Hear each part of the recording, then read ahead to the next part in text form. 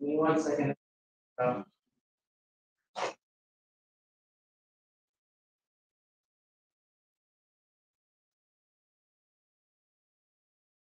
Actually, it has two.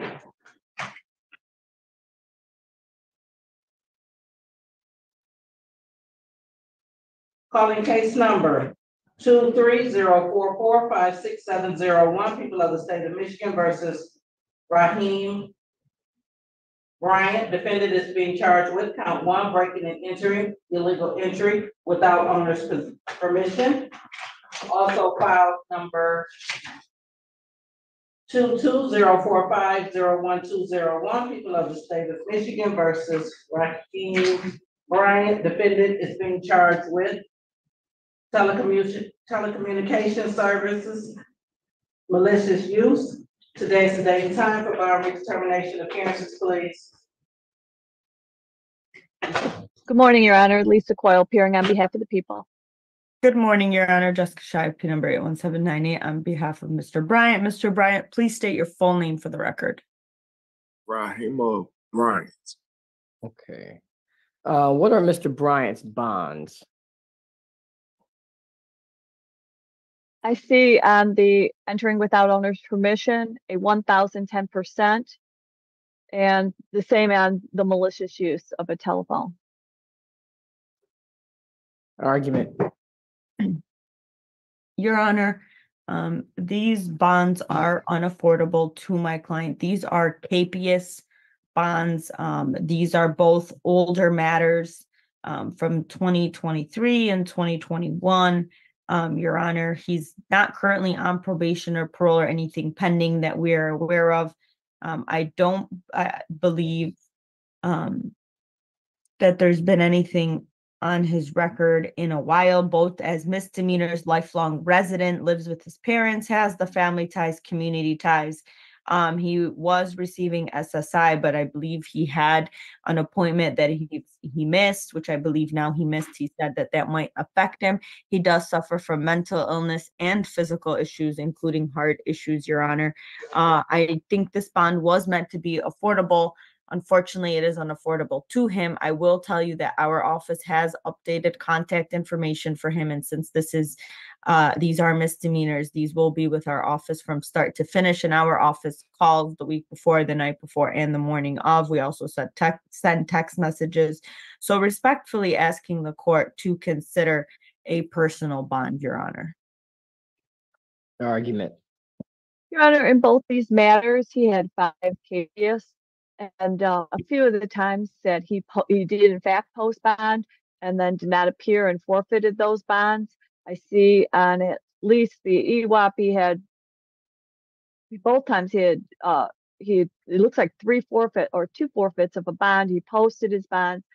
And also on the malicious use, he also had 5 capias.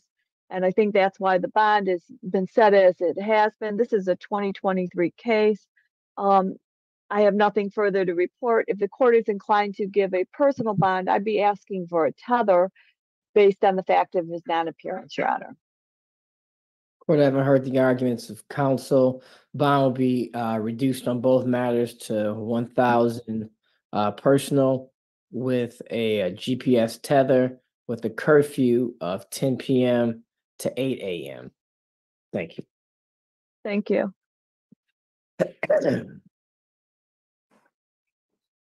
There's a large check. I'm about to go in there and send them now. Okay. I just didn't know if I missed it. It's thick, but I still have more to send. Okay.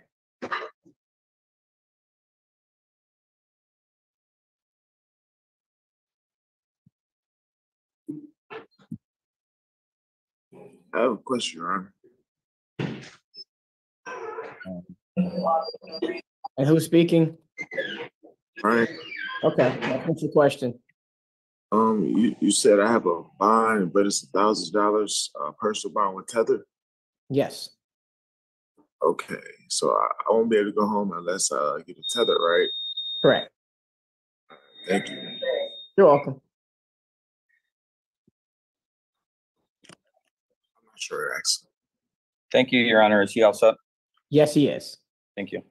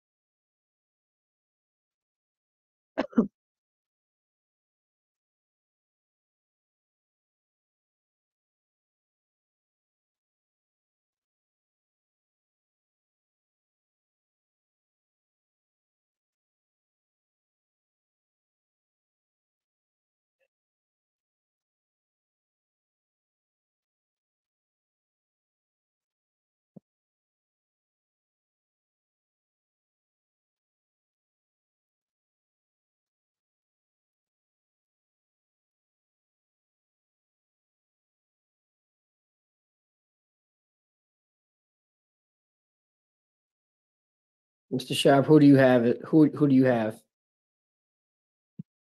Good morning, Judge. I have Mm. You're a little, can't understand anything you're saying, counsel. You gotta get to a better spot.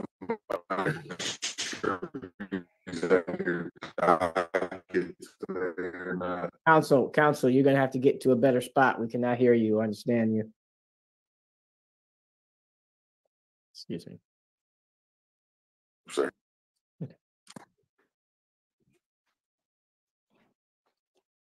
Can you hear me now? Yes, who do you have? Nathaniel Garrett.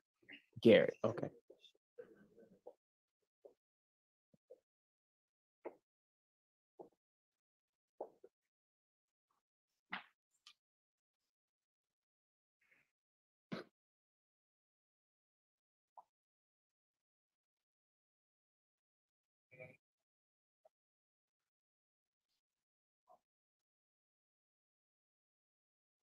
May I ask which Morgan that is? Because there's two Morgans on the docket.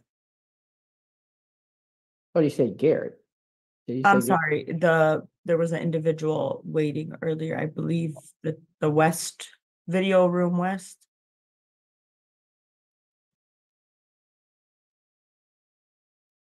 Mr. Sharp, what's your client's name again? Your Honor, not for him. Oh, For not us, for him. but I'm Oh, ready, yeah. So we can see if we're ready. oh. My name is Jamil Kadar Morgan. Okay. Can I do a very quick breakout room, Your Honor? Yes, as soon as the court clerk gets back in, I don't know how Thank to you. establish it. And Judge, I have no objection waiving my client's presence for this purpose. It's passed. 1 second also until Thank we you. get the court reporter back. Not court reporter, sorry, court All clerk. right, thank you, Judge.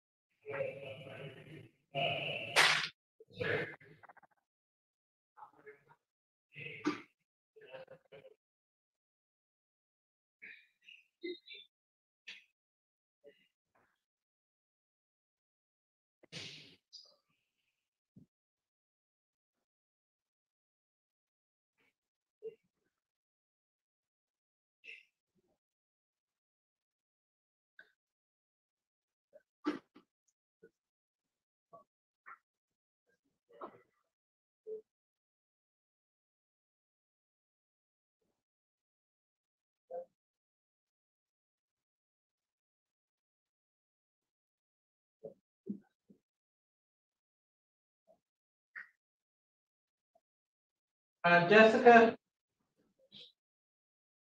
Yes. Okay, Sir, I'm sorry. Mr. Sharp is willing to waive his client's. okay, so who's your client, Mr. Sharp? Nathaniel Garrett.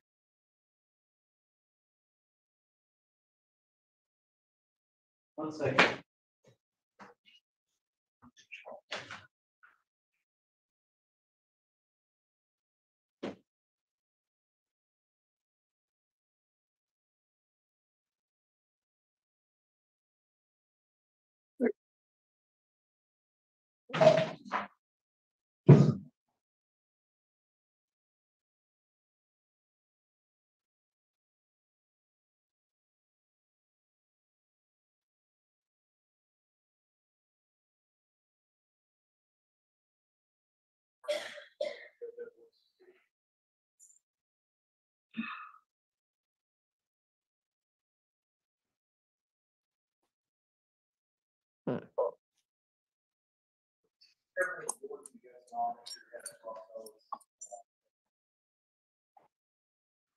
Calling case number 240592570 people of the state of Michigan versus Nathaniel Garrett.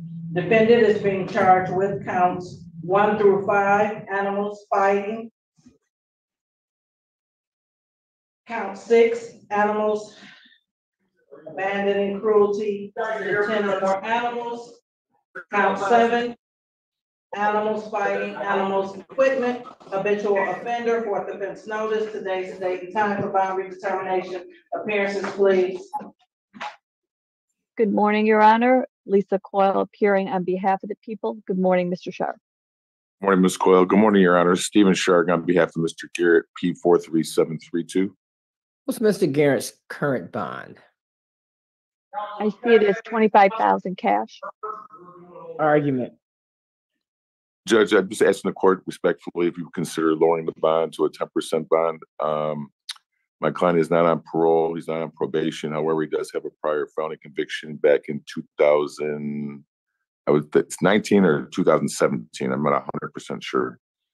And I know he has not had any police or felony convictions since that time.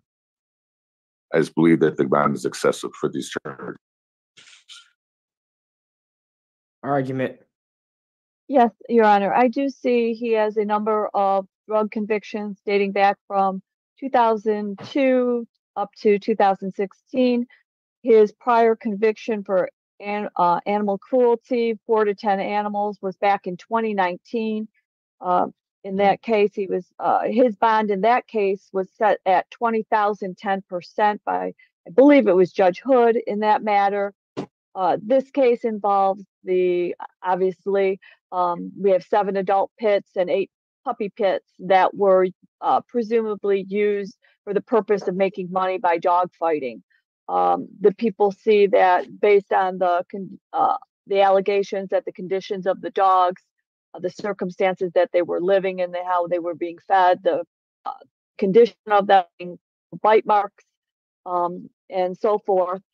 They looks like they lived outside as well, that the court found a $25,000 cash because he actually quite recently, I think he had a violation of probation on the prior one in 2019.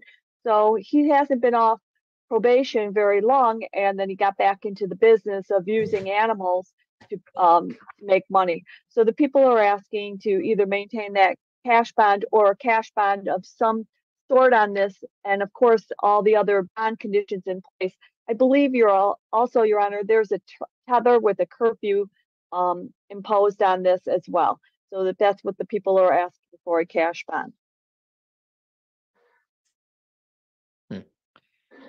Court, having heard the arguments, counsel, court finds a $25,000 cash bond to be an unaffordable bond. Court finds that in order for there to be an unaffordable bond, there has to be a showing of dangerousness to the community, to the complaining witness, or flight risk. In this matter, it seems that the defendant is being charged with something he's been charged with and or convicted previously. He seems to like to be cruel to dogs and fight dogs, mistreat dogs. And while that might not be a danger to the community as in humans, if those allegations are correct, it's really an inhumane thing to do. Therefore, the court does find a cash bond would be appropriate in this matter. Court finds that 25,000 is excessive. Court will reduce the bond to a 25,000 10% bond with all the other conditions that were previously set by the magistrate to stay intact. Thank Thank you. you so much, Your Honor. Appreciate it. Have a great Thank day. you. You See you, too. Lisa. Take care.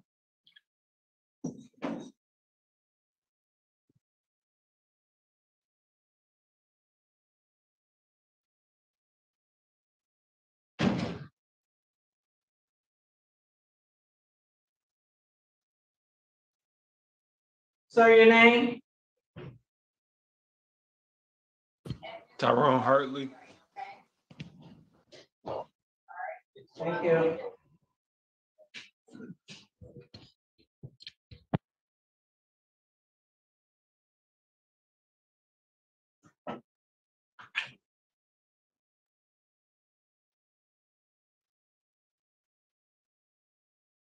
On case number 240446940 people of the state of Michigan versus Tyrone Hartley. Defendant is being charged with count 1, operating with a high VAC. Count 2, operating while intoxicated. Count 3, driving reckless. Today is the date and time for bond redetermination. Appearances, please. Lisa Coyle appearing on behalf of the people. Jessica Shab on behalf of Mr. Hartley. Mr. Hartley, please state your full name for the record. Tyrone Hartley. Mr. Hartley's bond. I believe it's 5,000, 10% alcohol tether. Is that correct, Ms. Coyle? I have it at 10,000, 10%. I could look it up real quick. Bond is 5,000, 10%. Oh, it is. Okay, thank you. 1 second, please. Oh, it is. It is. With an alcohol tether, Your Honor, as well.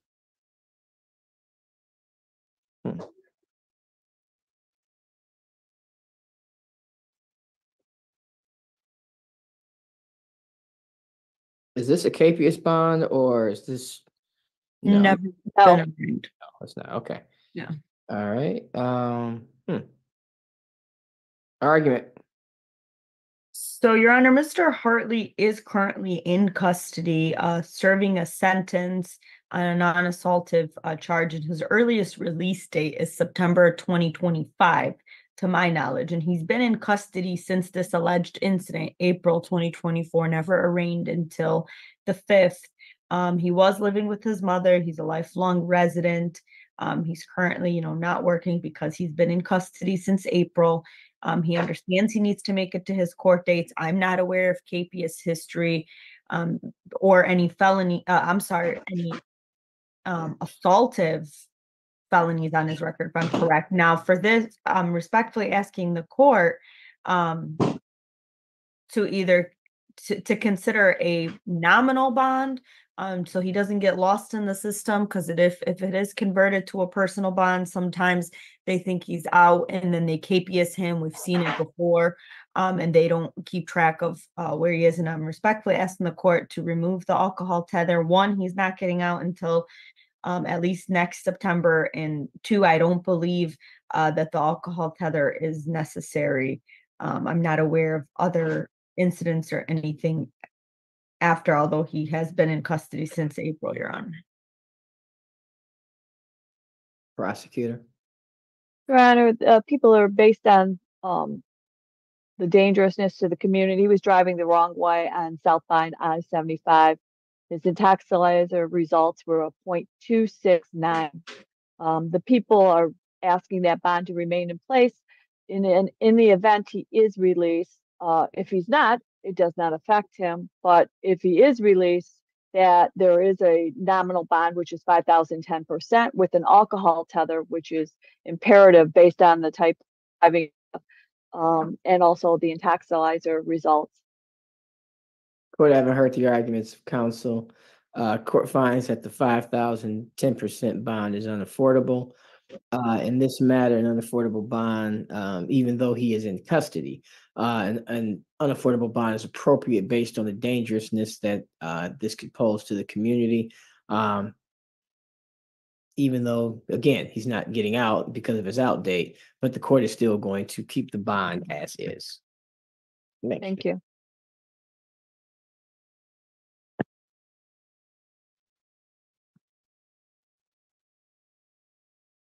You're all set, sir. Excuse me? You're all set. Okay.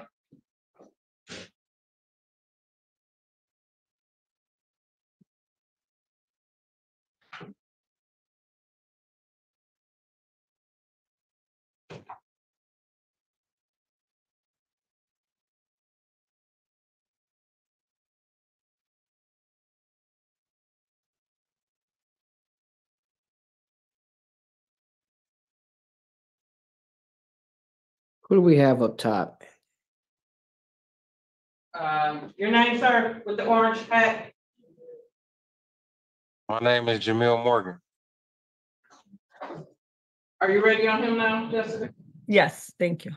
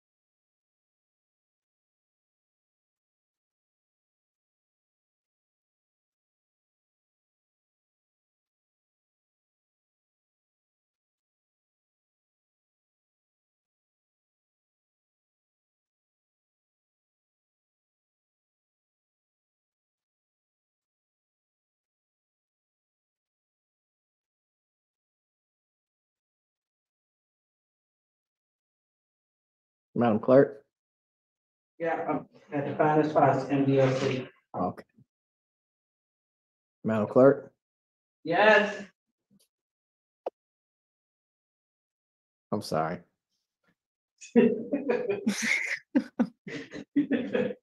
Calling case number 24058320001, people of the state of Michigan versus Jamil Morgan. Defendant is being charged with count 1, weapons, firearms, possession by a prohibited person. Count 2, weapons carrying and concealed. Count 3, assault with a dangerous weapon, felonious assault. Count 4, 5, weapons, felony firearm, habitual offender, fourth offense notice. Today's the date and time for bond redetermination. Appearances, please. Good morning, Lisa Coyle appearing on behalf of the people. Jessica Scheib on behalf of Mr. Morgan. Mr. Morgan, please state your full name for the record. Jamil Kadar Morgan.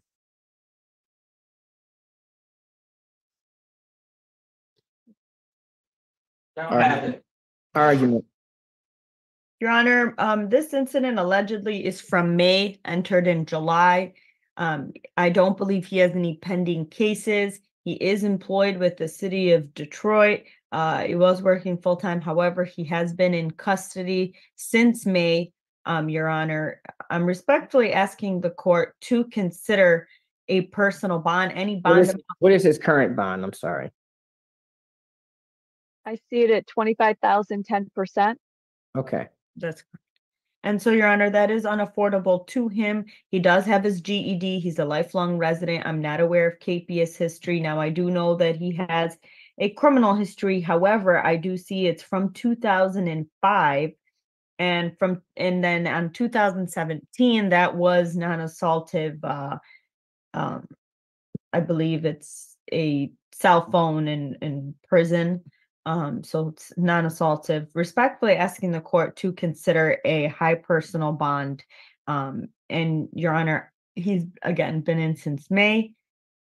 He will make it to his court dates.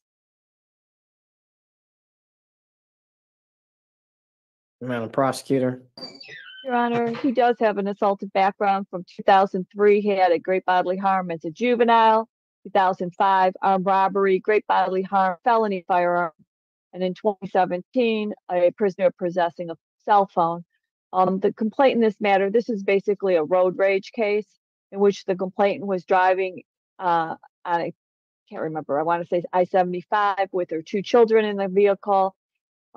He allegedly took a weapon, pointed that out the window at her and her kids when he was driving next to her car.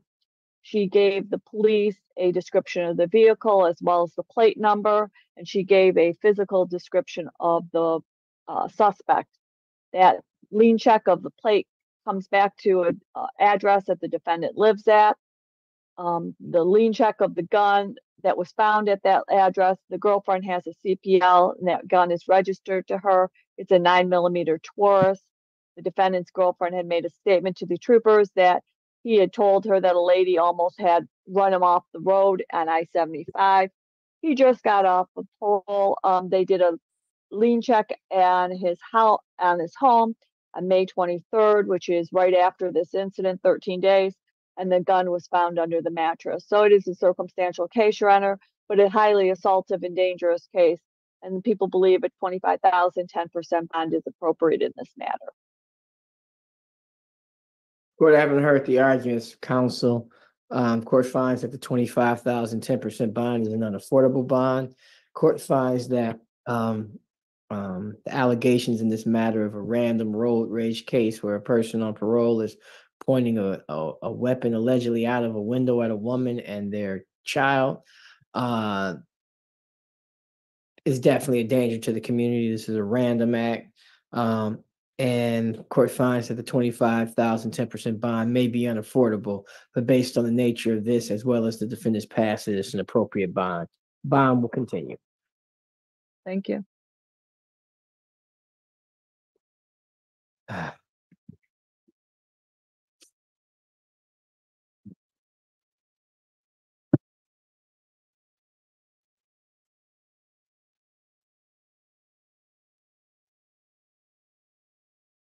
You're all set, sir.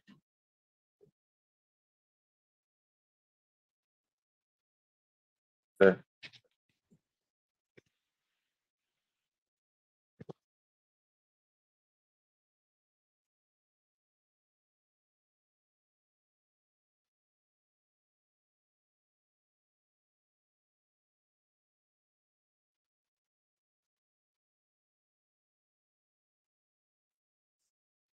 Individual.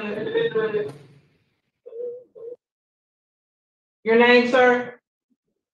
Carvion Ballard Stewart. One more time for me. Carvion Ballard Stewart. All right, 1 second.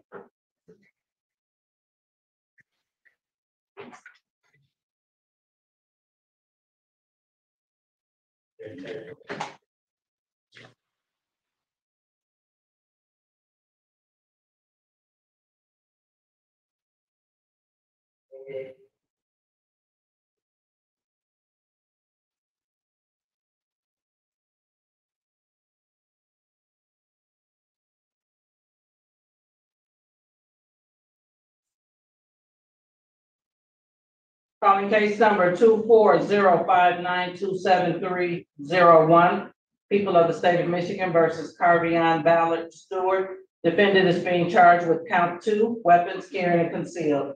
Today's the date and time for bond redetermination appearances, please. Good morning, Lisa Coyle appearing on behalf of the people.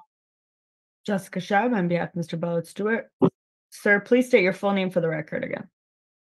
Carvion Ballard Stewart. What is the bond in this matter? I see it at 5,000 cash surety, Heather work only.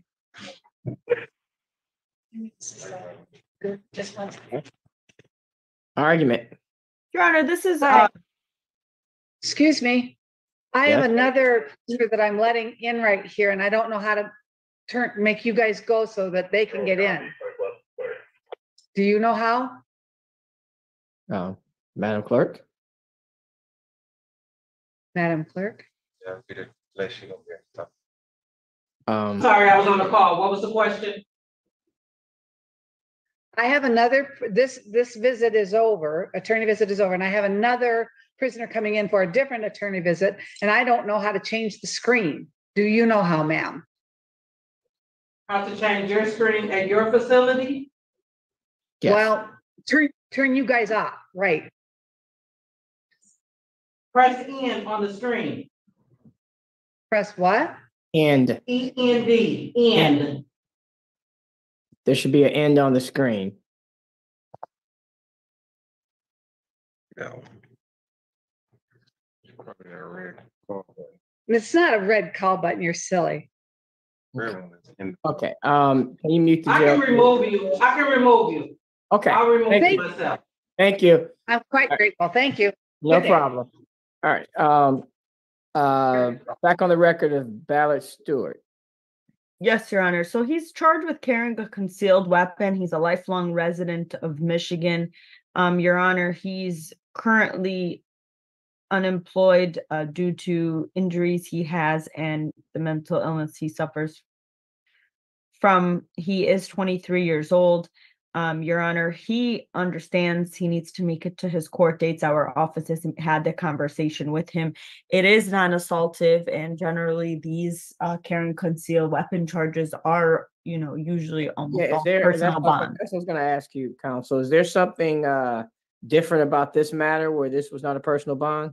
So I was not at the original arraignment, but as I see here, it looks like there may have been, and I'll let Ms. Coyle speak, may have been a pending carrying concealed weapon, and there may have been a capias at a sentence in an unrelated case, not here. So I'm assuming that the magistrate that day, or the people argued that he might have been at flight risk due to that, Your Honor. But I will say, it is carrying a concealed weapon, non-assaultive. So respectfully asking the court to convert this to a personal bond, and we will make sure that he is at all of his court dates. And he understands that the only time he's going to do in jail, probably on a charge like this, is for missing court, Your Honor.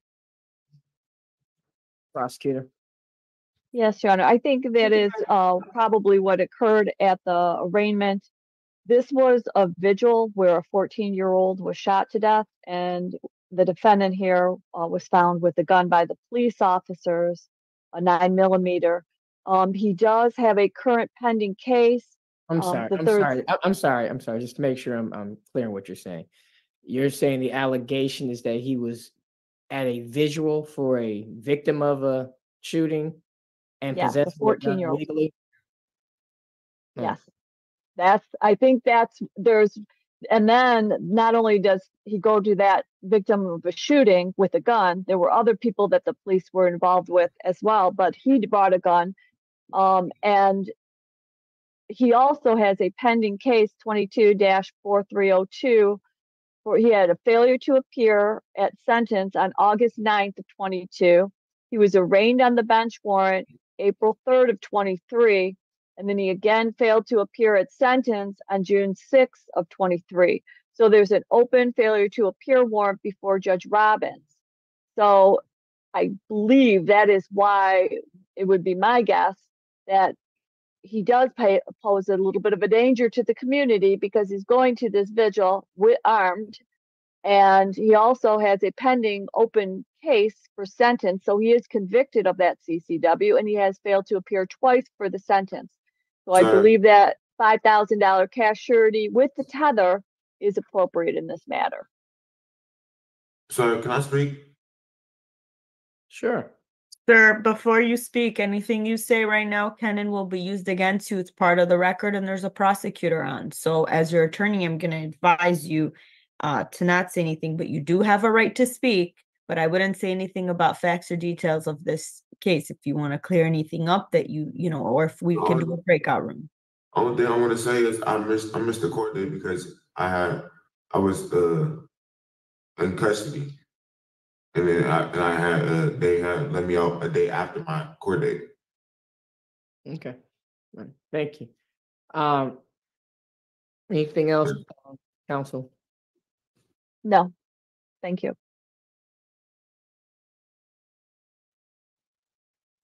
Court haven't heard the arguments of counsel. I find that $5,000 cash bond is an unaffordable bond. In order to have an unaffordable bond, there has to be a showing of dangerousness to the community, danger to the complaining witness, and or flight risk. I guess, CCW cases are cases that are traditionally, the defense attorney is correct. These are non-assaultive cases, and a personal bond is normally warranted in that. I do find it, I can't really understand how one goes to a visual. You're, either mourning the loss of someone. No, please don't interrupt me while I talk, sir. That's a little bit rude, man. I know, I apologize. It's okay. It's okay. It's okay. It's again, oh yeah, it's a little out of the norm, and it's a little bit you don't normally take, guns to church or guns to funerals or guns to vigils, unless there is unless there's some action that you might want to be a part of, or if you think your life is in danger. And if your life isn't. I'm Sir. sorry, did I interrupt you? Yeah. I didn't. I didn't speak. Sir, can you just let me get through it? I'm almost done, sir. I really am. I apologize. I didn't mean to speak. No problem.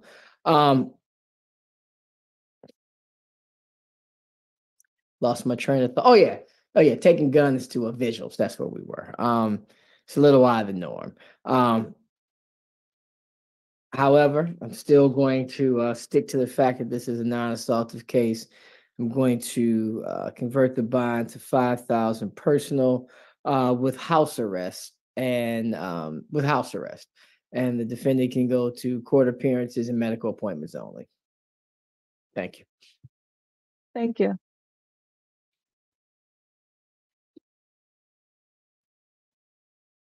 Good to go, sir. Just leave it on, right?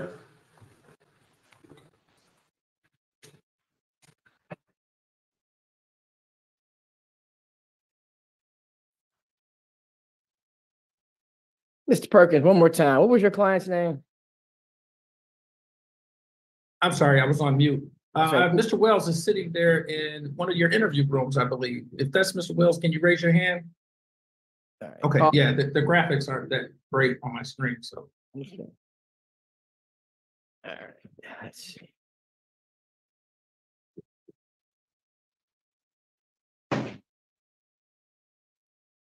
Calling case number 24059-25101, the people of the state of Michigan versus Ronald Lee Wells Jr. Defendant is being charged with counts 1 and 2, assault with intent to murder, counts 3 and 4, assault with intent to do great bodily harm less than murder or by strangulation, counts 5 and 6, assault with a dangerous weapon, felonious assault, counts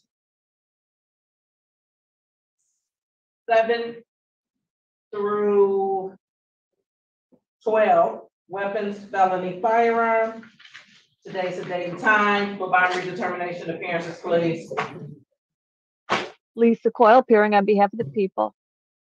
Good morning, Your Honor. Good morning to your staff. May it please this honorable court.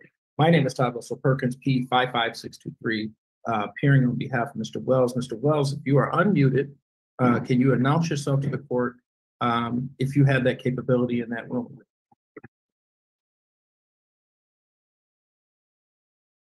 No. There you go. Can you hear me now? Yes. Yes, first name Ronald, last name Wells. First name Ronald Lee Wells Jr., I'm sorry, full name. All right, 1 second, please. And what's Mr. Wells' bond? $150,000 cash, Your Honor. 1 second.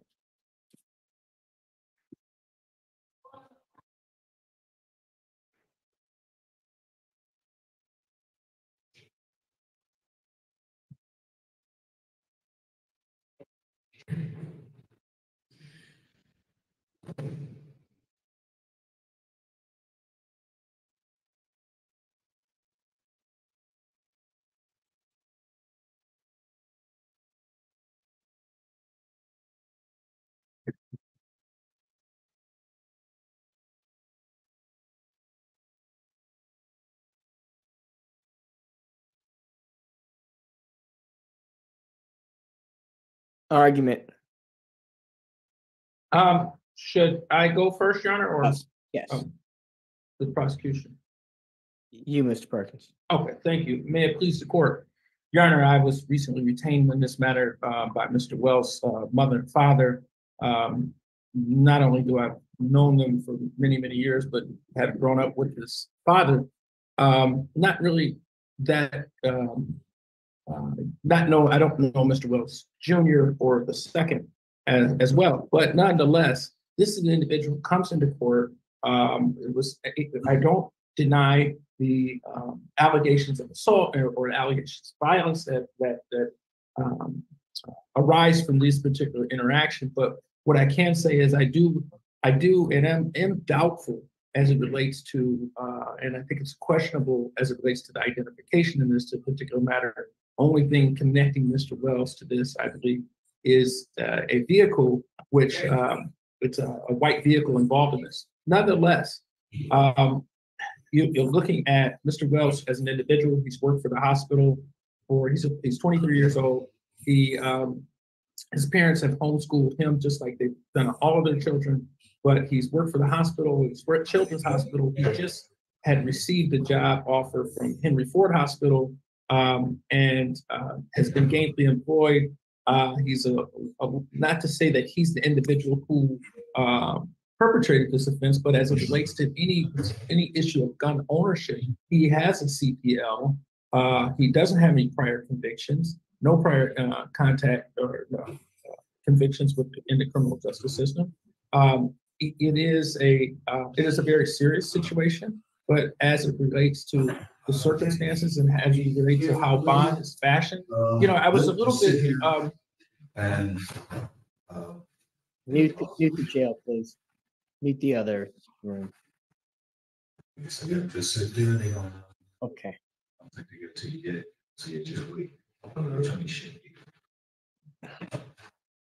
Continue.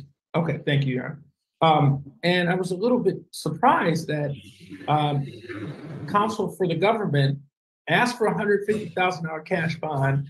I was not only surprised by the fact that Judge Heath set that bond. I'm not certain why she would set a bond exactly what the government said, but nonetheless, I was a little bit surprised that the people representing Mr. Wells was asking for a personal bond. I don't think it's necessarily a personal bond type of case. But again, if there was a personal bond, a person who merited a personal bond, it would be someone like Mr. Wells who has a CPL, who's gainfully employed, and it will actually transition back into Henry Ford from Children's Hospital. So I understand the gravity of it. I remember the arguments that were made based upon I don't have the benefit of a police report, but this is apparently a dispute that is somewhat connected via family. And then there's a third party who apparently someone who is in a Corvette who was the Corvette was struck, allegedly struck by the firearm, and it's the fiberglass from the Corvette that struck that person in the back. But it's my understanding that that person is progressing and doing okay. But I believe there was some issues of some other tangential legal issues going on with that person, Corvette, that are separate from this particular investigation. I'd be asking the court to reduce the bond. I'd ask the court, I think a reasonable bond, I truly believe a reasonable bond would be a $50,000, 10% bond. I think that's reasonable. He would reside with his parents. Not only his parents live there, his grandmother lives across the street. They've been on Melbourne all of my life, and in the North End, perhaps my grandparents' lives. But again, these are fixtures in the community. I got you. Ms. Coyle. Yes, Your Honor. This is a case of transferred intent in which Mr. White, who is a 63-year-old man, was injured as a result of allegedly the defendant shooting at 8 to 10 bullets at his car. He was struck by a part of his fiberglass car, and that injured him in his lower back, causing him hospitalization. The officers did retrieved video footage from that area. There was a Jeep following the complainant's car. There was two men in Equinox exiting that car and firing shots at the Jeep. The complainant's car was hit unintentionally by the gunfire. Both the Jeep and the Equinox fled the area. So it sounds as though that Mr. White, it doesn't appear to have anything to do with it. It has to do with the Equinox and the Jeep, something going on. So the defendant did admit to the police the Equinox was his car. There was a traffic stop conducted the next day. In that car, they found 2 unloaded magazines in there. The witness is a boyfriend of the defendant's sister. He has 2 children with her. Excuse me. The defendant and that witness have a beef. That witness saw the defendant driving the Equinox pull next to the house, so that witness couldn't see him. He says the complainant stops in his car, the vet, to look at his phone, and he saw the defendant shooting at him, meaning witness. And he said that the witness and the sister of the defendant had an argument, and the defendant had told him he was going to shoot him. So, Your Honor, I think that's probably why the magistrate had set the bond so high, because this is a way that allegedly the defendant resolved his dispute with this witness. It was to open fire onto a vehicle, and then this is a transfer intent. So a member of the public who had nothing to do with this was injured as a result of the gunfire. So the people believe that a high cash bond with a tether house arrest is appropriate. May I respond to the court once? Of course, fine. Well, yes, go ahead. Just very briefly, Your Honor. It didn't sound to be like there's an identification of Mr. Wells in that. It sounds like there's a nexus between a vehicle, which he identifies, and the next day when he's stopped by police, he doesn't try to avoid them. He doesn't run. He admits that he does own an Equinox. And then thereafter, he didn't make any other statements and ask for a lawyer. So I think that tethering is appropriate. I think that I don't think that house arrest is appropriate because he is gainfully employed, and if he has lost that employment because he's been incarcerated for weeks, he should be allowed to continue to go and seek employment during the pendency of this case. I would ask for that, but again, I did. What are his work hours? What are his work hours? Well, his work hours were typical work hours, John. I believe 7 to 5. He lives in North End. He was working in the medical center at the time. So. Understood. Court haven't heard the arguments of counsel. Court finds $150,000 cash bond is an unaffordable bond. In order to have an unaffordable bond, there has to be a showing of a dangerousness to the community, danger to the complaining witness, and/or flight risk. There's no allegation or anything dealing with flight in this matter. Whether there's a danger since he has a record, there's really no danger to the community. Whether he's a danger to the complaining witness is what's at issue. Court finds that a cash bond is appropriate based on the allegations in this matter. Court finds the $150,000 cash bond is excessive. Bond will be reduced to the amount of $75,000, 10%, with a GPS tether, with a curfew of 10 p.m. to 6 a.m. and a no contact provision with the complaining witnesses. The way you indicated that, Your Honor, you mean 10 p.m. to 6 a.m. that he's to be in the house? He's to be in the house from 10 p.m. to 6 a.m. Okay, thank you. Thank you so much. Yeah, thank you. See you, Lisa. Thank you. Take care.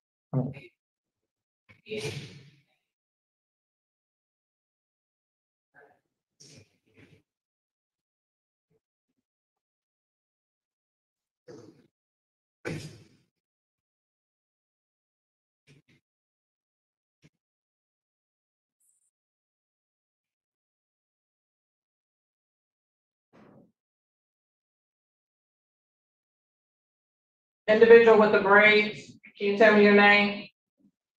Gardner refugee.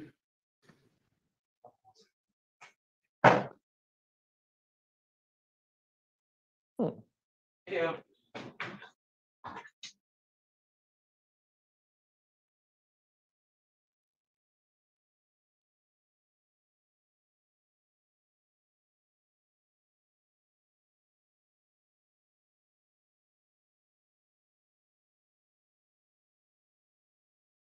Calling case number 24059-23501, people of the state of Michigan versus Charday refugee. The defendant is being charged with count 1 and 3, assault with a dangerous weapon, felonious assault. Counts 2 and 4, weapons, felony firearm. Count 5, domestic violence. Today's the date and time for bond redetermination. Appearances, please. Lisa Coyle, appearing on behalf of the people. Jessica Shive on behalf of Ms. Refuge. Ma'am, please state your full name for the record. Charday Ashley Refugee. Thank you. 1 second, please.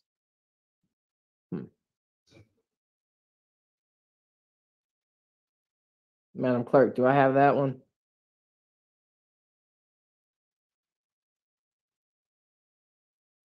No, that was one of the last few. All right. Argument. What's the bond? See 50,000 cash surety, tether house arrest.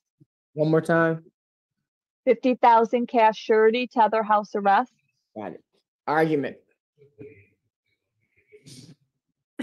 Your Honor, according, well, to our knowledge, she has no prior criminal history whatsoever, not on probation or parole, nothing pending, 39 years, lifelong resident, no capious history that we are aware of. Family ties, community ties, is employed at Detroit Manufacturing System, has a split shift, so she works full-time, but the hours are 2 different shifts. Now, we understand the charges, Your Honor. However, they are allegations. She is presumed innocent unless proven guilty beyond reasonable doubt. It does not look like anybody was injured. And it does not look like there's more. At this time, all we have is what's in the report. She will have her day in court, Your Honor, and I'm sure more will come out from either side because this report is not very long, for these charges. But I will say that, if for someone in their 39 years to not have any prior criminal history, assaultive or not, I don't think they just wake up one morning after 39 years and say, today I want to be assaultive, or today I want to do this or anything like that. So I don't know what's going on. We weren't there, but I do know that this is not an assaultive individual, not a dangerous individual, not to these complaining witnesses, not to the community. So respectfully asking the court to consider a personal bond with no contact. None of these parties live together. They don't have any reason to have any contact with each other. And we have not seen my client demonstrate to the court that she can't follow directions in any way, whether showing up to court or staying away from an individual that the court tells her to, because there is no history that we are aware of. So respectfully asking the court to consider a personal bond. And if the court is not inclined to do a personal without a tether, given the charges, although they are allegations, then I would ask for her to be allowed to go to work and work only. And hopefully she still has this job because she makes a decent living from it. And, she's already been missing from work since the 2nd, making it over a week now, Your Honor. And I know the tether is going to hold her up a little bit, but we understand that the court has to balance community safety, even though these are just allegations. Prosecutor. Yes, Your Honor, I don't see a criminal history or KPS history. That's true. The complainants in this matter, Ms. Gordon and Mr. Howard, live together. The defendant is the ex-girlfriend of the complainant, Ms. Gordon. This is 3 o'clock in the morning, and she comes into their house through the window. They push her out. She returns with a gun, and at the front door, the front of the house, he sees a gun. He closes the door. And then allegedly she shoots at the house several times. The defendant is found nearby. She tells the officers that the gun is in the backyard of the complainant, and that gun is recovered. There was a shot spotter alert to the police regarding this shooting. So she does pose a danger to the complainants, especially due to the fact there is a ex-relationship. And what causes somebody to go off? This could be that, and that this is 3 o'clock in the morning and she's breaking into their house, being pushed out and returning with a weapon. and firing shots. She is a danger to both complainants, Your Honor, and I think the bond is appropriate in this matter. Thank you.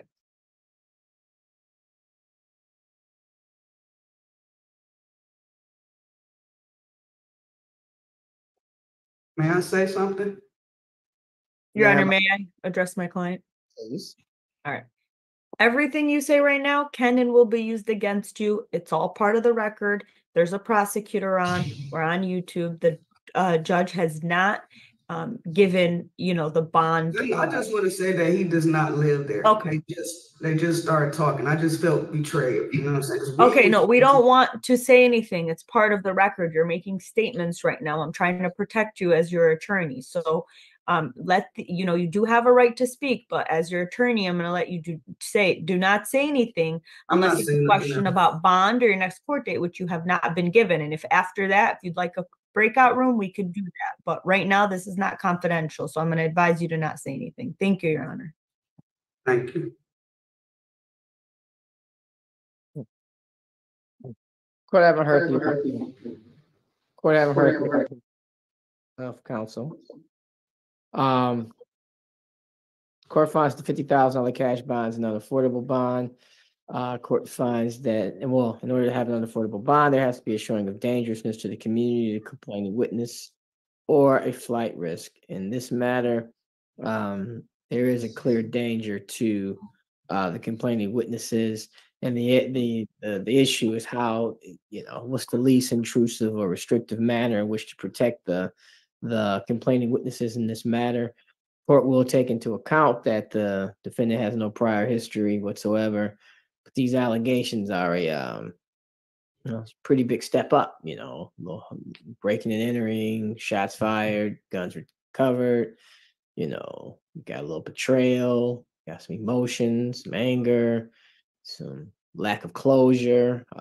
You got some emotional things going on, and so with that, an unaffordable bond is appropriate in order to protect complaining witnesses. But again, based on the fact that there is no history here, the court is going to reduce the bond from $50,000 to $50,000, 10%, with a no contact provision for either no contact with both of the complaining witnesses, no contact with that address, and ma'am, the no contact means no emails, texts, phone calls, random encounters, no contact. What is the split shift that she works, counsel? That is Fridays and Saturdays. It's 6 a.m. to 5:30 p.m. And then Sunday, Monday, 5:30 a.m. to 6 p.m. No, Sundays and Mondays is 6 p.m. to 5:30 a.m. on Sundays and Mondays. It's two mornings, 2 nights. That's what I said, yes. And then Friday, Saturday, 6 a.m. to 5:30 p.m. Is that correct? Yeah. GPS tether, no contact, 50,000, 10%. It's a little too complicated to do a curfew. All right. Thank you very much. Thank you. So it's no personal? No personal. 50,000, 10% with the GPS tether and no contact provision. Okay, okay. So $5,000 or cash surety or some sort of a bond or something of that nature from a bail bond, but no personal. All right, so I'm still stuck in here till somebody come get me. You're all set, ma'am. Sir, what's your name? Come on, B. Yeah, that's fine. What's your name? Yes, it's DeVale Harvey. One more time. DeVale Harvey. DeVale Harvey. DeVale Harvey. DeVale with a D. Okay, I got you. Calling case number 2404-502-401. The people of the state of Michigan versus DeVale Deshaun Harvey. Defendant is being charged with count 1, domestic violence. Today is the date and time for bond redetermination. Appearances, please. Lisa Coyle, appearing on behalf of the people. Jessica Scheib on behalf of Mr. Harvey. Mr. Harvey, please state your full name for the record one more time. DeVille Deshaun Harvey. Thank you. Do I have that one, Madam Clerk? I think I do. What's the first name again? Davielle, Davielle. Okay. Nope. It's a no. No, I have this one. No, I'll do. DeVille Harvey. Yes, I do. Okay. What is Mr. Harvey's bond? 25,000 cash surety tether house arrest. Okay, one moment, please.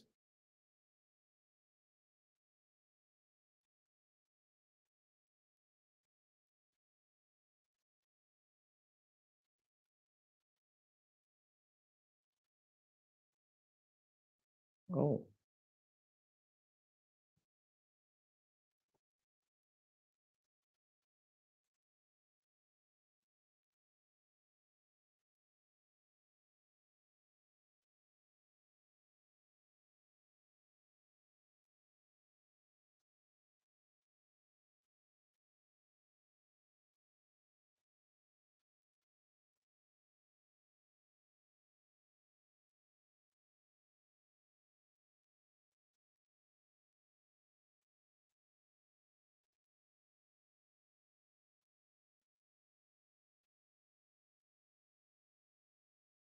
That is true.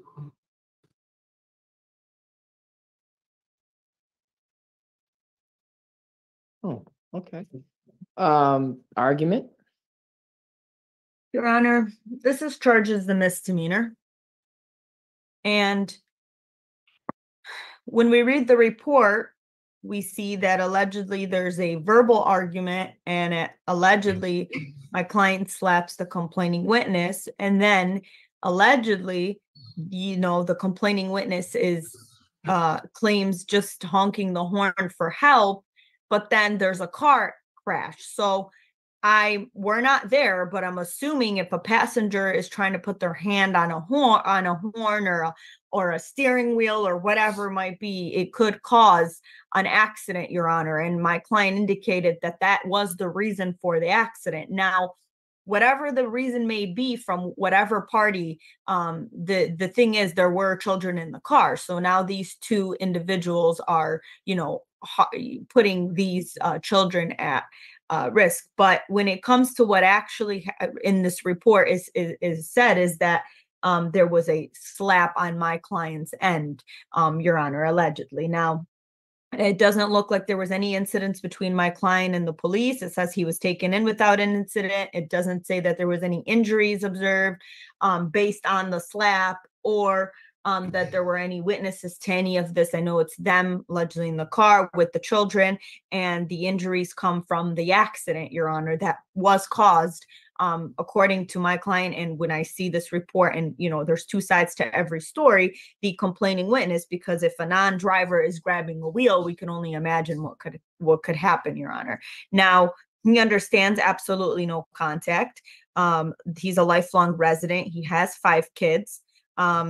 He unfortunately has a newborn son who doesn't know if he's going to make it, Your Honor. Charges a misdemeanor. Now, I know the court, the people are going to argue that he's on probation and he has a pending case, which of course doesn't help my client. But when there's a pending case, he's still presumed innocent unless proven guilty beyond reasonable doubt. Again, charges a misdemeanor. He is employed at Magna Seating. That is how he supports his children. And he has a newborn that he's worried about, that he's trying to, take care of that, be there, and hopefully, the kid makes it.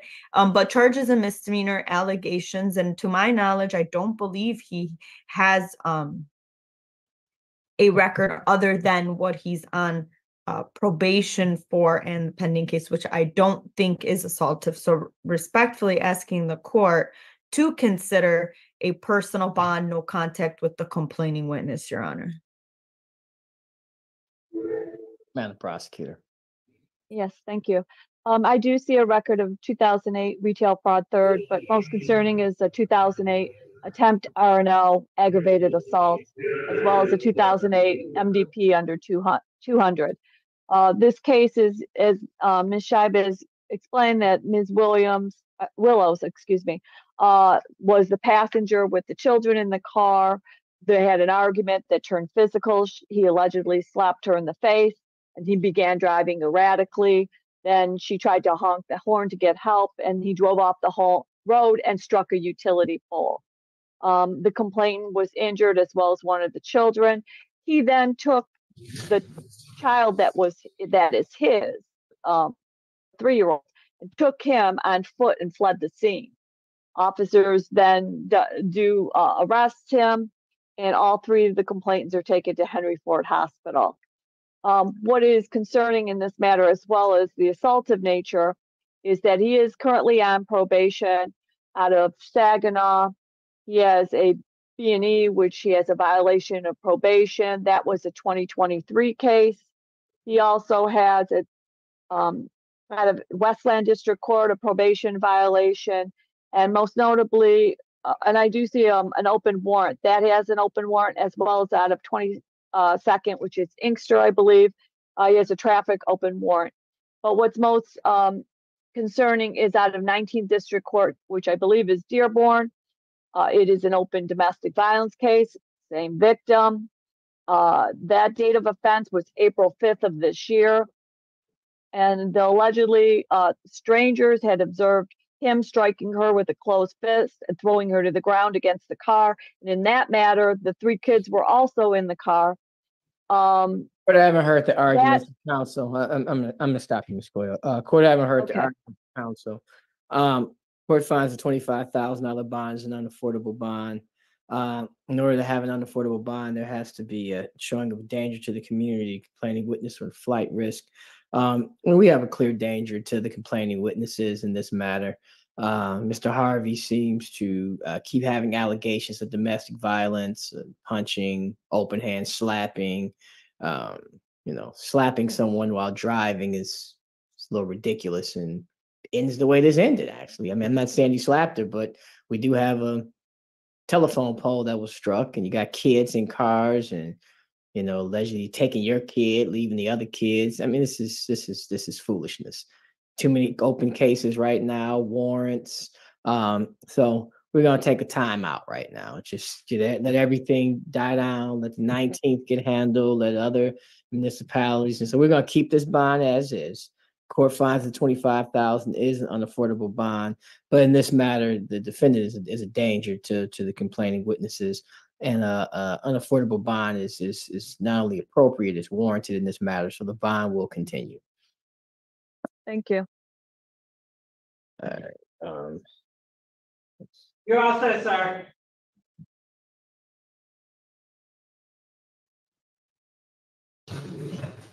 Madam Clerk, Yes.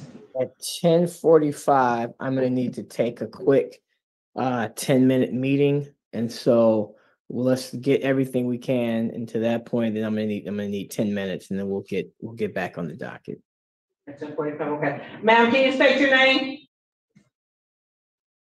Yes, your name? Isira Jones. Ms. Jones. All right. Do I have that one? I'm not, right, yeah, because I believe so. All right, call it. Calling case number 2405912201, the people of the state of Michigan versus Desire Jones. Defendant is being charged with assault with a dangerous weapon, felonious assault, count 2, weapons, felony, firearm. Today's the date and time of my redetermination. Appearances, please. Lisa Coyle, appearing on behalf of the people.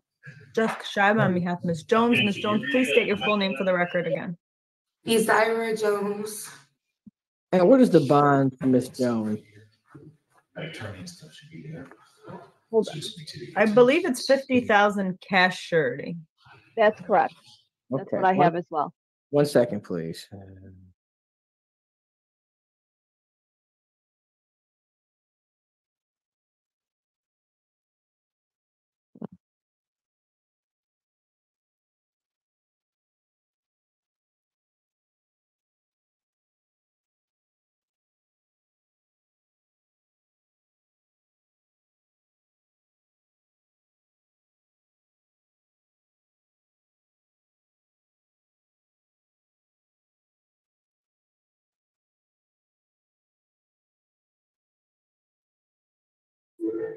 Okay. Argument. Your Honor, serious allegations here, but that's what they are, allegations. Not much in the report, Your Honor, on charges like this. I'm not aware of any prior criminal history for my client or my client being on probation or parole or anything pending. My client is employed and has a child, 3 years old, lifelong resident, not aware of KPS history. It looks like, I believe this is a reissue. I believe the original case was dismissed without prejudice on August 28th, when the complaining witness failed to appear. And on that, the bond originally was 100,000 cash surety, and the bond was lowered to 100,000 personal bond. And my client appeared for all court dates, and then the case was dismissed because the complaining witness didn't show up. So then the case gets reissued, and my client is going through the cycle again of, the case procedure. But my client, I'm not aware of KPS history, any history. The complaining witness didn't show up. I don't know why, but I do know that my client was showing up and, will continue to show up to fight these allegations. So respectfully asking the court to consider a personal bond, since we've seen that my client had a personal bond, followed court orders, didn't miss court, and didn't have any contact with the complaining witness. And we're not aware of any incidents where my client did not listen to the court, Your Honor. So respectfully asking the court to consider that. And further, my client is currently pregnant, Your Honor. Madam Prosecutor. Yes, Your Honor, thank you. I don't know if this is a case in which the complainant does want to go forward. Obviously, the prosecutor knows that they can go forward and reissue it. They could make this case without the complainant, in the sense that Mr. Thurman has a child with Ms. Jones. There was an argument earlier that day on the 9th at a gas station that was on green light video. She then allegedly drove to his house, fired 45 shots, and struck him in the abdomen with one of those shots. She also admitted to shooting the complainant. I believe it was the mother that turned the gun over to the officers. It was a 9mm. And there were 2 witnesses in addition to the defendant's admission. Well, I'm going to jump in real quick. I have all that from the report. Just my quick question: were there any issues when the case was going through before, while the defendant was out on bond? Were there any bond violations, any missed court appearances, or anything where she was not abiding by her bond conditions? Are you asking that of me, Your Honor? Yes. Okay. Yeah, I do not see anything. She had 100,000 personal bond, tether, house arrest. I do not see anything. Whether she was even released, nothing I saw at this point, but I do know that we can go forward. Okay. And this is to either one of you. Do you know how long she was out of custody? I can't tell that from the report. Your Honor, if everything that I'm looking at is correct, I believe the case was dismissed on August 28th. That's what I see too. Yeah, Okay. so she should have been released, immediately. And so we would have at least 10 days out. Yeah, Well, she had to get a tether. But she was released before the dismissal, though, correct or no? Correct, on a personal bond, and I can let you know when. Yeah, that's when. And ma'am, Miss Jones, it would help. Do you remember the date that you were released while I look it up? The day I was released, it was on a Friday. So my court date was August the 12th. On a Wednesday, I got released the 14th Friday. Okay. Okay, I got you. All right. All right, Ms. Coyle, you may continue now. I just wanted to. No, I have nothing further, Your Honor. Thank you.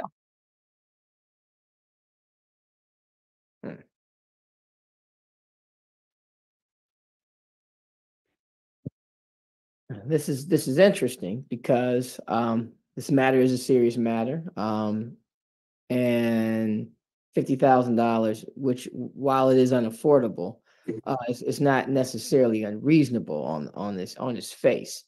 However, this is a reissue, and when the case before it was dismissed, she was on a personal bond, and it seems kind of, I don't use the word unfair, but if she was out on a bond, and because if she has a cash bond now, she would be being treated worse because the defendant didn't show up. She would be incarcerated strictly because the defendant didn't show up. Because if the defendant would have showed up, one way or the other, she'd have still been on a personal bond. So, with all that being said, court finds $50,000 on the cash bonds and unaffordable bond. Court finds that that unaffordable bond in most cases would be appropriate. But based on the fact that the defendant was out when her case was dismissed, I'm not going to reinstate a cash bond. So the bond will be reduced to $50,000 personal with house arrest, and she may leave the house for medical appointments, anything dealing with her pregnancy, as well as court appearances. And Your no Honor, contact provision with the complaining witnesses. Yes. May I Thank you. address Tether? Yes. I just wanted to. One second, ma'am. Let's let your attorney address the tether, please. So, Your Honor, we understand and we appreciate, as the court indicated, that usually on charges like this and what the bond would have been and all, and we understand that. However, Your Honor, as the court also indicated, is that she did have a personal bond and she was out. And the only reason why she's back where she is right now is because the complaining witness didn't show up, not because of any other reason. So again, we appreciate the personal bond and we know that the court sees that, and that's why the court gave a personal bond. However, she's already waited for her tether before, and now she has to wait for that tether again. And we know that could take I got a tether on my leg still. Okay. They never took it off. Okay. So okay, let me make sure I'm clear then. Was she on house arrest when the case was dismissed? No. When the case got dismissed, I had a curfew from 6 a.m. to 8 p.m. Oh, okay. Okay. So if the tether is still on her, then there shouldn't be an issue with them just letting her go with that tether. If we what was the curfew? I'm sorry. What was the curfew previously? I was allowed to be out from 6 a.m. to 8 p.m. Okay. All right. I thought I have to look at the ROA, but I thought it was house arrest. Yes, that's correct. At the beginning, it was house arrest, but then when we went to my next court date, my lawyer asked for them to give me a curfew, and they granted me a curfew. All right, court haven't heard that. The court will reinstate the curfew from 8 p.m. to 6 a.m. That's all, Shop. I can't. Thank you. Thank you, Your Honor. Yeah, nothing else. Thank you. You're welcome. All right.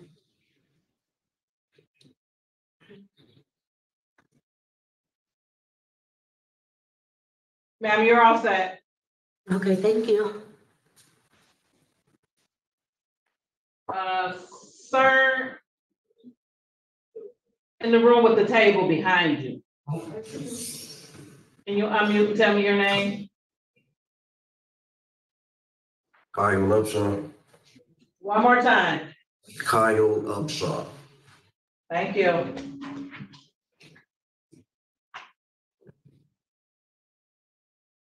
So let's see. I know I have that one.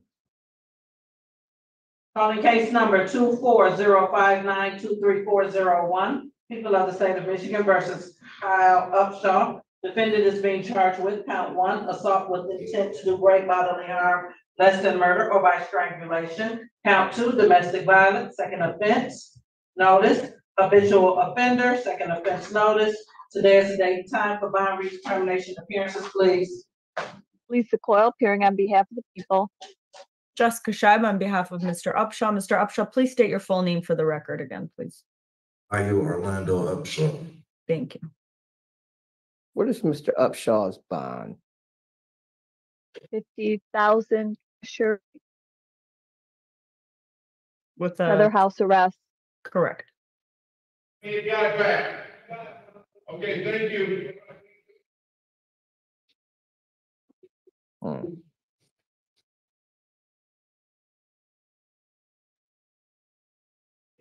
There it is. Okay. 1 second, please.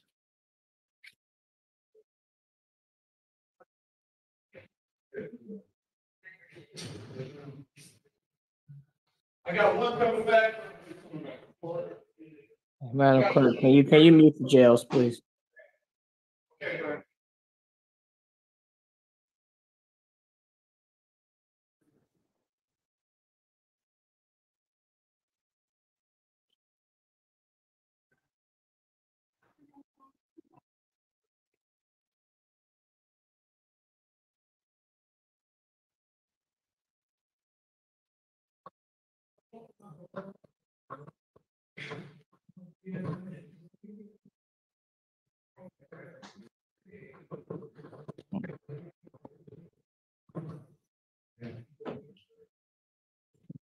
All right, argument.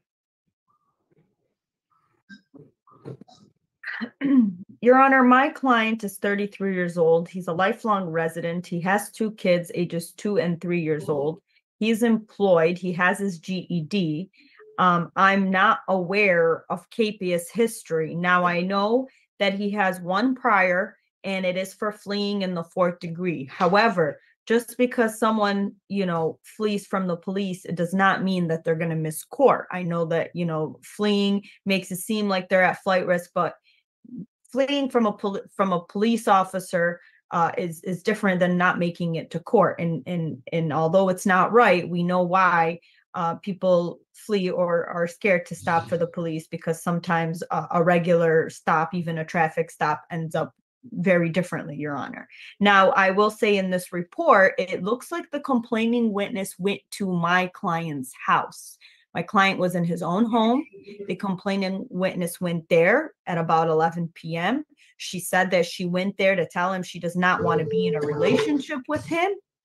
However, then it indicates that everything was okay at night, and that the next morning the defendant began to yell and swear at her, which makes it seem like she went to stay there because it's the next morning and she's still there. So she goes to his place, allegedly to tell him she doesn't want to be with him.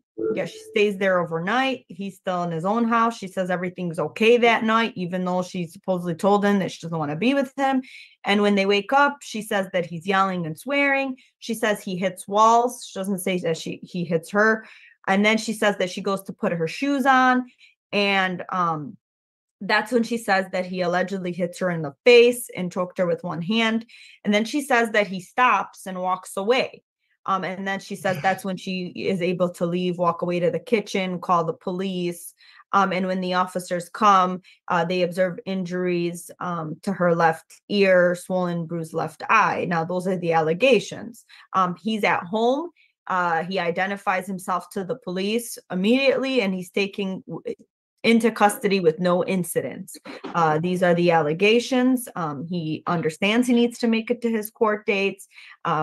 Again, he did not go to her house. She came to his house. He works, Your Honor. That's how he's. Is there a second offense notice in this matter? So this is for, the second offense notice is there's a fleeing from 2020. Okay. And that is all we have, in which we argued 1, non-assaultive, and 2, just because, someone may have fled from the police doesn't mean they're going to miss court. And I'm not aware of any Capia's history for court. So respectfully asking the court to consider a personal bond. And if the court is not inclined to give a personal with no contact, they don't reside together. Again, she came to his house. Then I respectfully ask the court to consider, if considering a tether, to allow him to go to work so he can continue to support his children, because he doesn't have an assaultive. What are his work hours? His work hours are 7 a.m. to 8 p.m. Monday through Saturday. And do you, sir, just for clarification, do you also work at the church on Sunday at the New Christ Temple? Yes, I play the drums from 11 o'clock to 1:30. Okay. All right. Madam Prosecutor. Yes, Your Honor. He was just put on probation out of the 6th Circuit for fleeing, eluding, and domestic violence. His date was July 9th of 24. He has 1 year of probation. So I don't know if it's the same victim, because I don't know if she lives out there in Oakland County, but he's on probation for domestic violence. As Ms. Scheib said, he punched and choked her allegedly. Officers do observe injuries, scratches on her right side. scratches near her left ear, a swollen, bruised left eye, bruises on her neck, cuts on her neck. The APA, there was a note on September 4th of 24 in the prosecutor's file. Complainant does not believe a no contact order is enough to stop the defendant. Your Honor, based on the allegations, the defendant poses a risk to this complainant. It is charged great bodily harm based on the choking, as well as domestic violence second, because of the case that he's right now on probation for. So this is probably, yes, he's probably a fleeing eluder who didn't want to stop because he was also charged with domestic violence and has been convicted of that. So, Your Honor, based on the allegations, based on the fact that he is on probation currently in Sixth Circuit, based on that danger to the complainant, I'm asking for the bond to remain in place.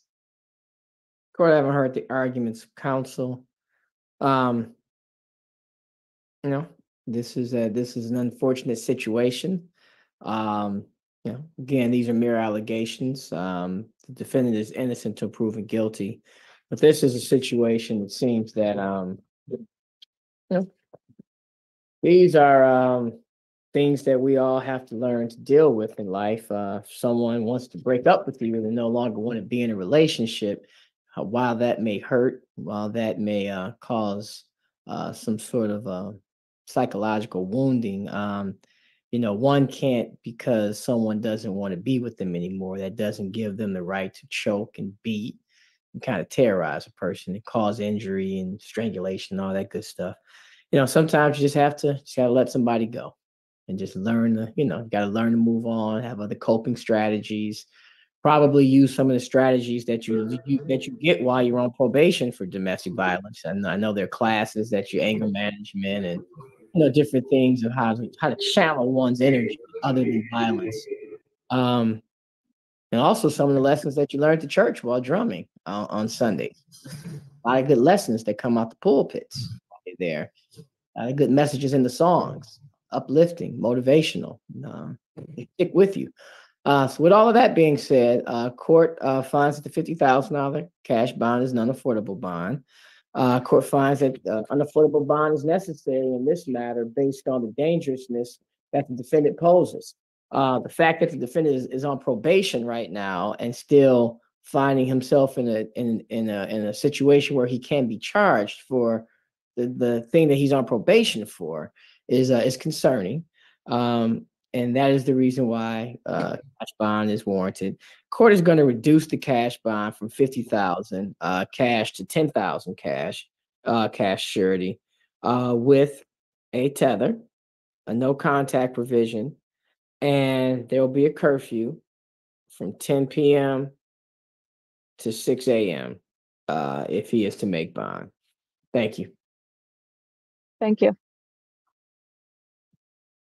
Thank you, Your Honor. Yep. It's 10:43, so it's probably not a need to start another one.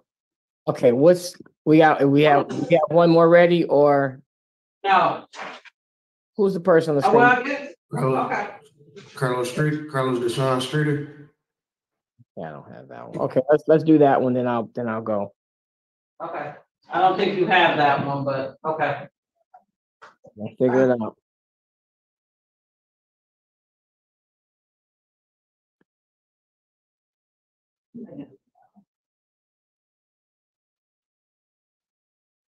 Calling case number 240592791, the people of the state of Michigan versus Carlos Deshaun Streeter. Defendant is being charged with count 1, motor vehicle, unlawful driving away. Count 2, stolen property, receiving and concealing motor vehicle. Count 3, weapons, firearms, possession by prohibited person. Count 4, weapons, firearms, ammunition, possession by prohibited person. Count 5, assault with a dangerous weapon, felonious assault. Counts 6 and 7, weapons, felony firearm. Count 8, domestic violence. Habitual offender, third offense notice. Today's date, time for bond redetermination appearances, please. Lisa Coyle, appearing on behalf of the people. Jessica Scheib on behalf of Mr. Streeter. Sir, please state your full name for the record again. Carlos Deshaun Streeter. And what is Mr. Streeter's bond? 50,000 cash surety with a GPS tether, I believe. Correct. Your Honor, although him and the complaining witness were living together, he's going to be staying with his mother, so there's no issue with the no contact. They have 2 kids together, and he understands, that that will need to be done through a third party if they have any custody issues or anything like that, Your Honor. Now, this incident allegedly is from August 17th, making this almost a month old with no incidents between the parties that we are aware of. And Your Honor,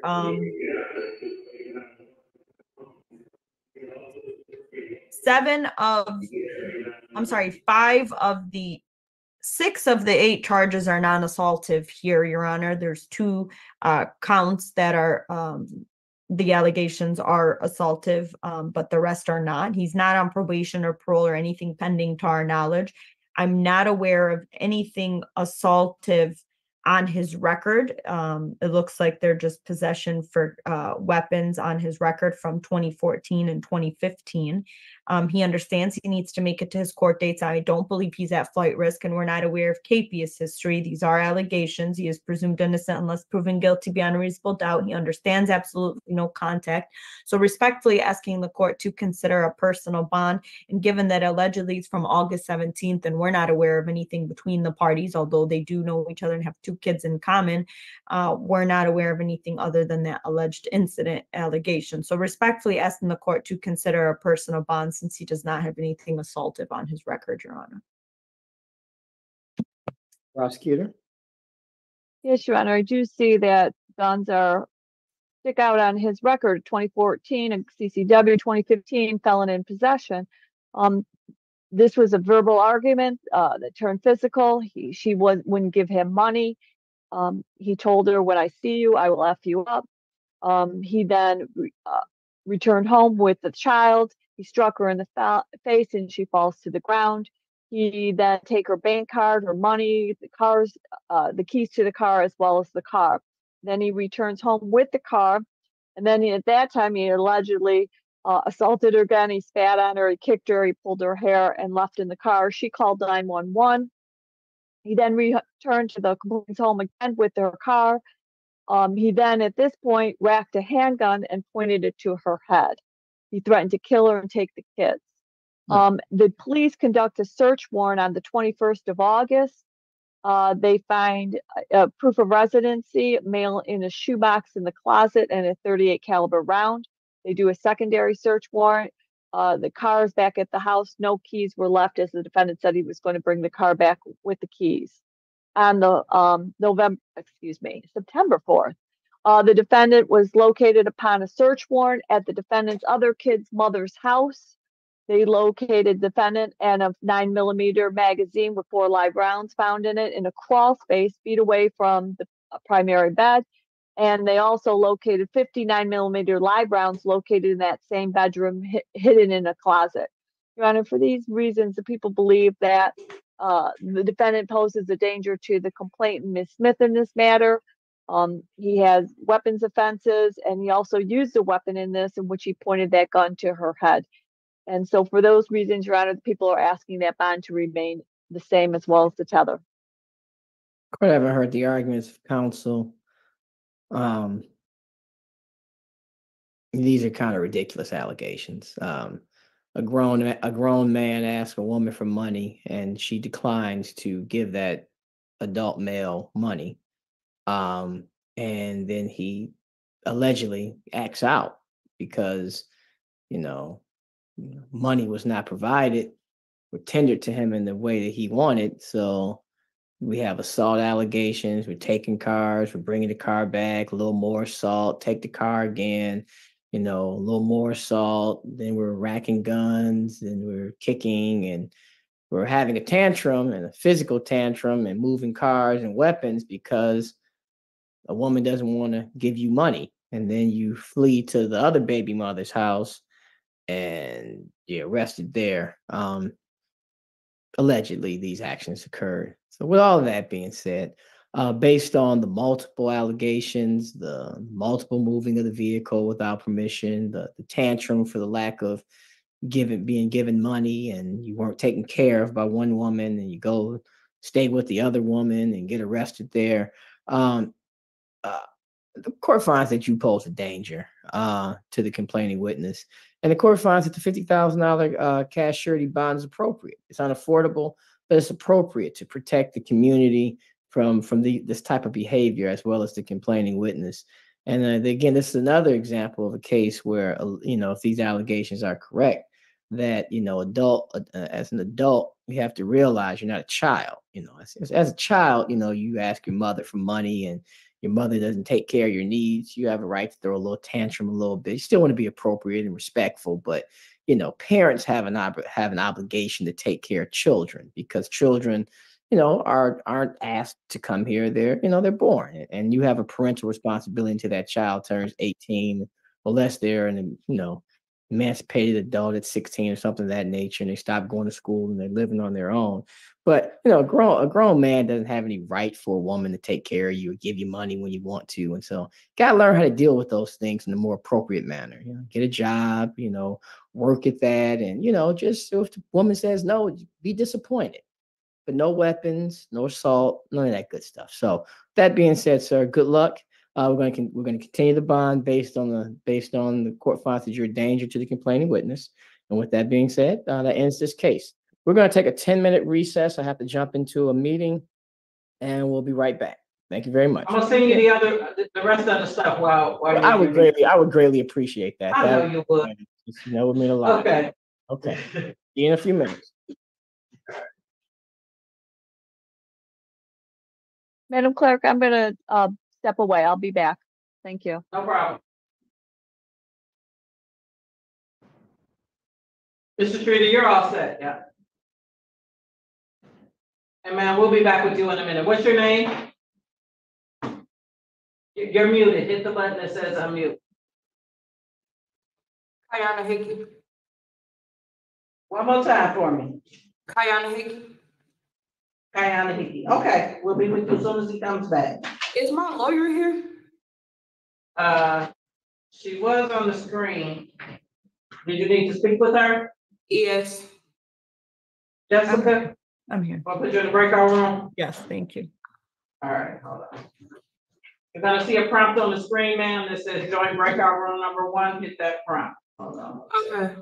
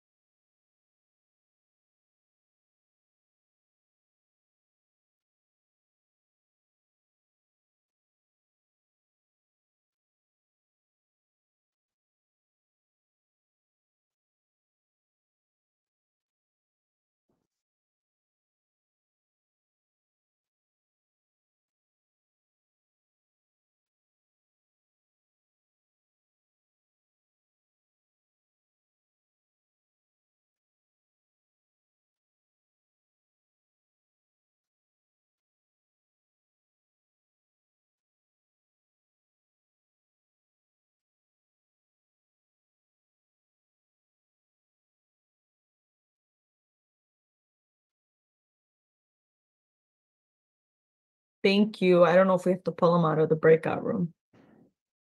Okay, I'll go in and pull her out. Thank you.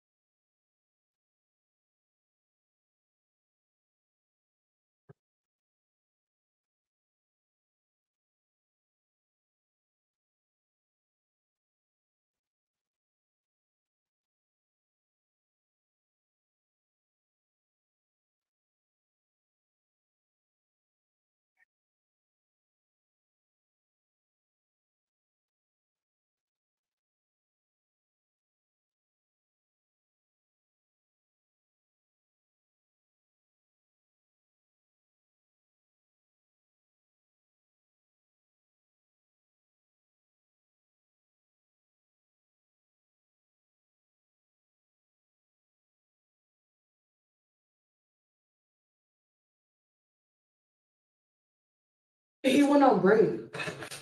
He said he'd be back in 10 minutes. He didn't see me yet. Okay.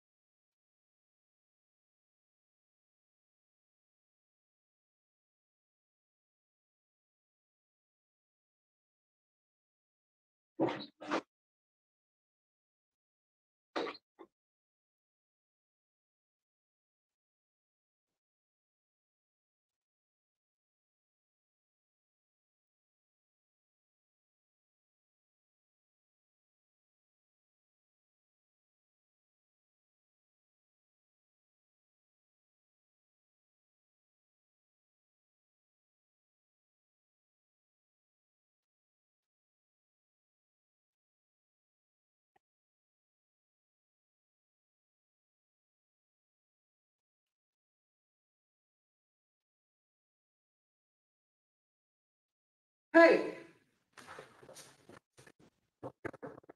Can you give me some? They didn't give me none last night.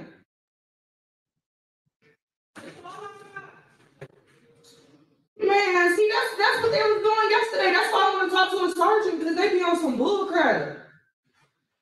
Can you see if I can talk to a sergeant?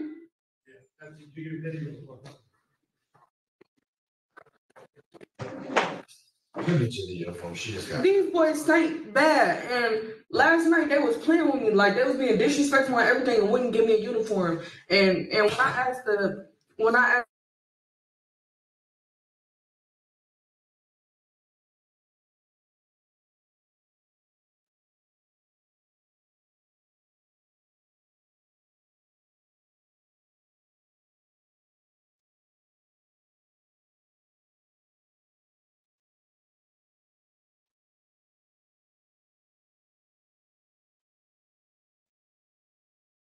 Thank you. I got disconnected. It wouldn't respond. That's fine.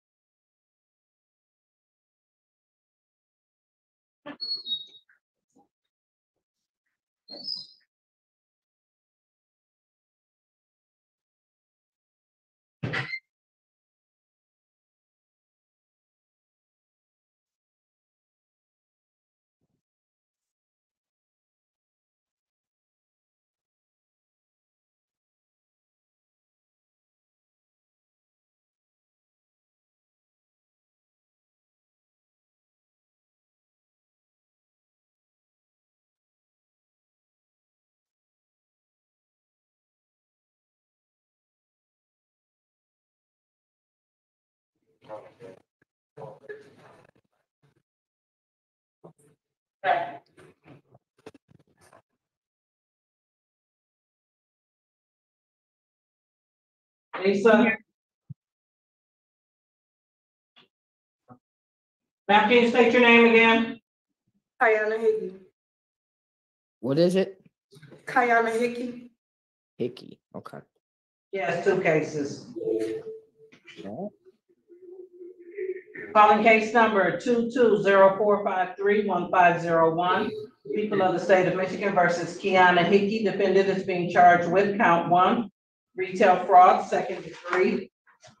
Also case number 230444890 People of the State of Michigan versus Kiana Hickey. Defendant is being charged with count 1, assault or assault and battery. Today is the date and time for bond redetermination. Appearances, please. Lisa Coyle, appearing on behalf of the people. Jessica Shebb on behalf of Ms. Hickey. Ma'am, please state your full name for the record. Kayana Hickey. Okay.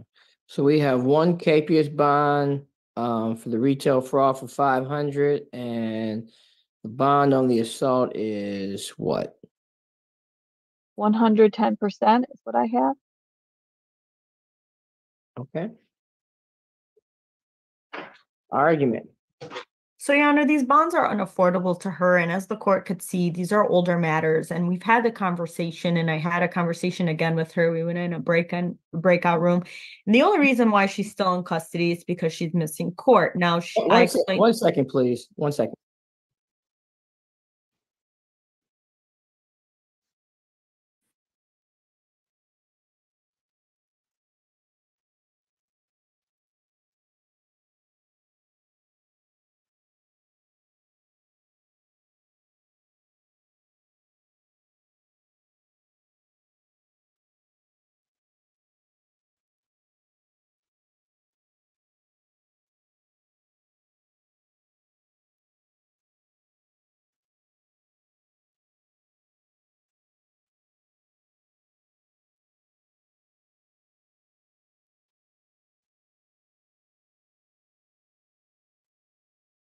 Continue.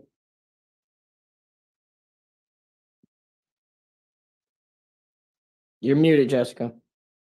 Yes, Your Honor. So she has the capias, she has the capiases. However, she did indicate to me that she's been in and out of hospitals for her mental illness, that she goes in for 20 days, gets out for 2 days, goes back in for 20 days. Now, the last capias on August 28th, 2024, she said that there was a death in the family that day, that her cousin passed away, that she was calling the court all morning. And finally at 1 p.m., when she was able to reach someone, they told her it's too late. You know, your court date was this morning. It's too late. You can't reschedule on the phone. You got to come in. And that's when, you know, she gets picked up shortly after. She was wondering, you know, because she did do 7 months, and she was wondering why this wasn't taken care of while she was in custody. Told her sometimes, you know, this happens, and you know, these are older matters, and it's a shame that we're still here because these could have been taken care of for her. But, you know, we also understand her side, in and out of mental institutions and missed court dates and deaths in the family. But these are not excuses. These are explanations, Your Honor. So she understands no matter what's going on, she needs to make it to court. I will say that she did indicate that she called the court on the 28th multiple times that morning, trying to tell them that she can't come to court because that was the day of the death and they were trying to arrange everything.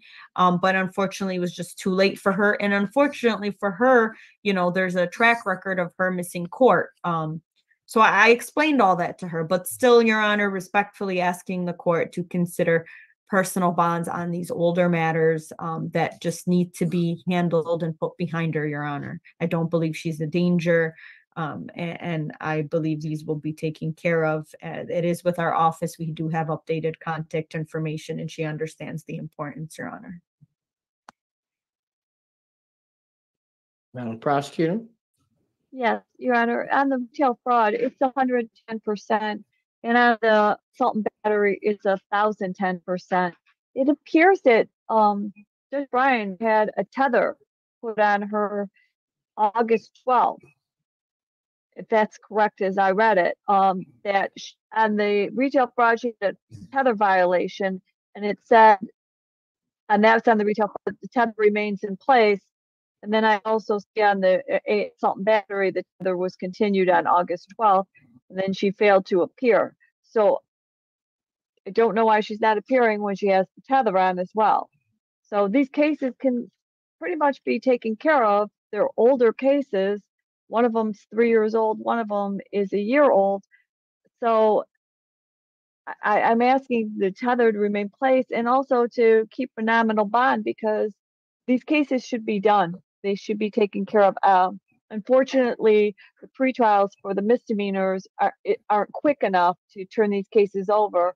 You know what I mean? That we could resolve them so that she wouldn't be landing back in jail every time, and that these cases could have some resolution at the end, but whether they be a dismissal, a plea of guilty or whatever, because they all have immediate sentencing. So the people are just asking for a tether to remain in place and keep those bonds as is so we can finally resolve these cases. Court finds that the bonds are unaffordable. Court finds that the defendant does not pose a danger to the community. There is issues with flight that she keeps missing the court. We're going to do one more chance on this. So we're going to do a $500 personal and $100 personal bond with GPS tethers. With a GPS tether, does your client work, counsel? Ma'am, I know that you've been in and out. Are you currently you still have your job? No, I don't have my job no more, but I'm looking for a job. Okay, thank you. 10 p.m. to 6 a.m. curfew. Thank you. You're welcome.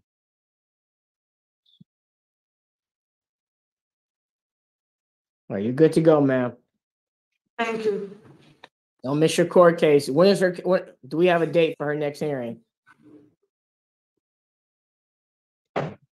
Yes, 9/19 on the assault and battery.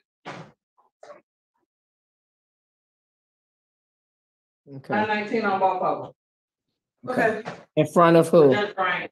In Judge front of Bryant. Judge Bryant. All right, thank you. that's in person? No, that's on Zoom.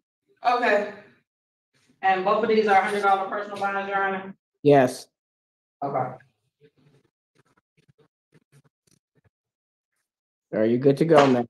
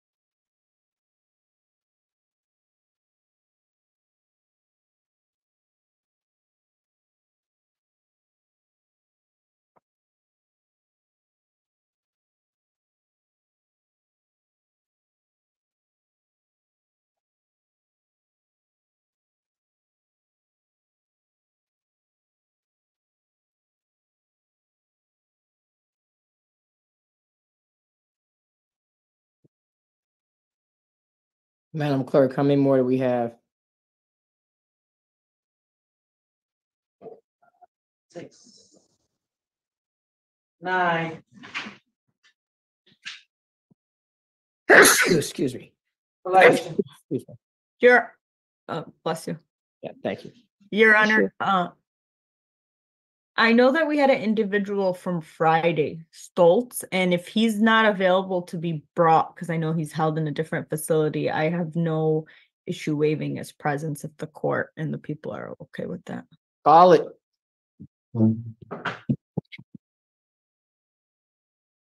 I can't remember. Who was it, Jessica? Stoltz? Is that his name? Billy Dwayne Stoltz. Yeah, Yes. I see it. Thank you, Ms. Coyle. One more time. Stoltz, Billy Stoltz, STU. So, okay, yeah, okay. It just sounded like you were saying it.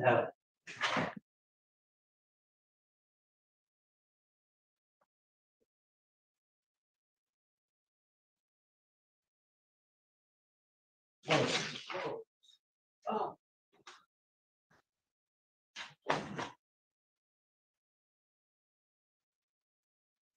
Calling case number 24044374001, people of the state of Michigan versus Billy Schultz. Defendant is being charged with count 1, fingerprint refusal, today's date, time, for final redetermination appearances, please. Lisa Coyle appearing on behalf of the people. Jessica Scheib on behalf of Mr. Stoltz, respectfully asking the court to waive his presence. His presence will be waived. May I continue with Yes. bond? Okay. He's a lifelong resident. He has 3 kids. This is for refusing getting fingerprinted. His bond is a 1,010%. Unfortunately, that is unaffordable to him. He has a court date on the 17th in front of Judge Bryant. I believe, Your Honor, that was the bond given at the capias, which was August 23rd. So we've had the conversation with him. He knows he needs to make it to court. I believe I don't believe he's posted it. I think that he was transferred somewhere else, if I'm correct. I don't know if Ms. Coyle knows, and that was the issue on why he didn't go on Friday. So respectfully asking the court to consider a personal bond, Your Honor. Your Honor, people, I think I wasn't here on Friday, so I don't know about that. I see there's 2 KPS on the 8th and the 22nd, and then that 1,010% was put in on the 23rd. People have no objection to a personal bond in this matter. It is non-assaultive, but based on the fact that he didn't appear twice in a close proximity. He was given $1,000 personal bond originally at his arraignment, did not appear. So I would ask maybe the court may consider a tether. Court having heard the arguments of counsel, the bond will be reduced to 1,000 personal with a GPS tether, 10 p.m. to 6 a.m. curfew. Thank you. Thank you.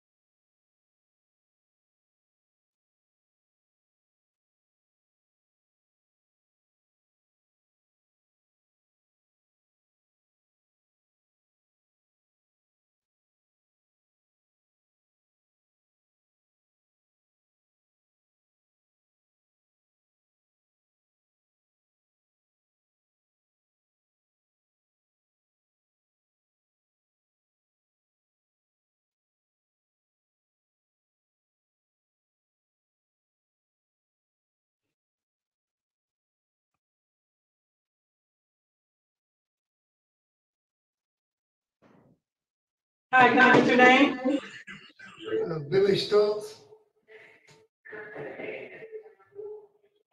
Inmate holding contact here. All right, Mr. Stoltz, we just did your case. You received a personal bond. You will have a GPS tether and a 10 p.m. to 6. You have a 10 p.m. curfew, and you can go back out at 6 a.m. And when is his next court date? 1 second.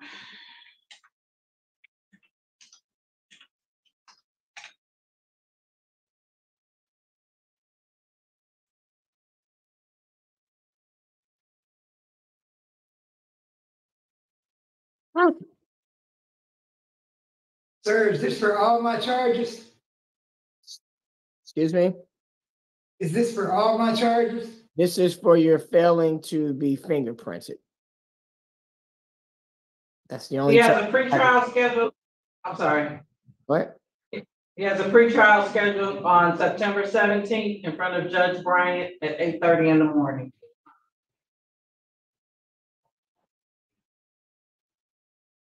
It's a virtual hearing.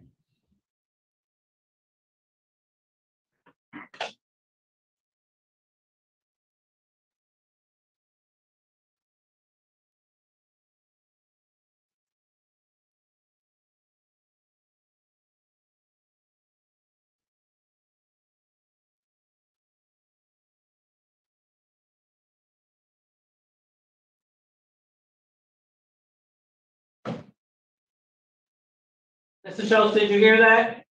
No, ma'am. You have a pretrial scheduled for September 17th at 8:30 in the morning. It's a virtual hearing with Judge Bryant. So when will I be released? You were given a $1,000 personal bond. So once the paperwork gets over there, and if you don't have any other holds, you'll be released probably sometime today. Okay. Well, you have to have a GPS tether, so it may not be today. So you were given a $1,000 personal bond with a GPS tether with the curfew of 10 p.m. to 6 a.m. So you have to be in at 10 and you can't come back out until 6 in the morning. Okay. All right, you're all set, sir.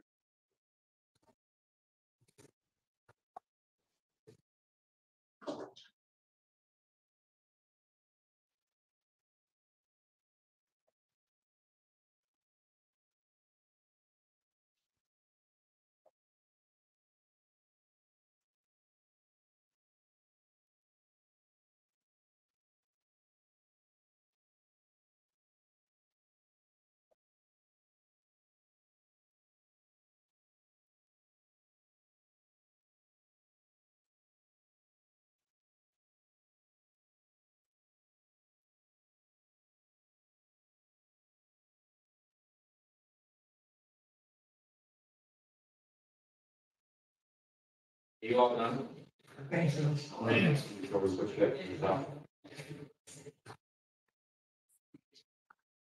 Good afternoon, Madam Clerk. Are you all set with Billy? Yes, we're all set All with right, him. thank you very much. You're welcome.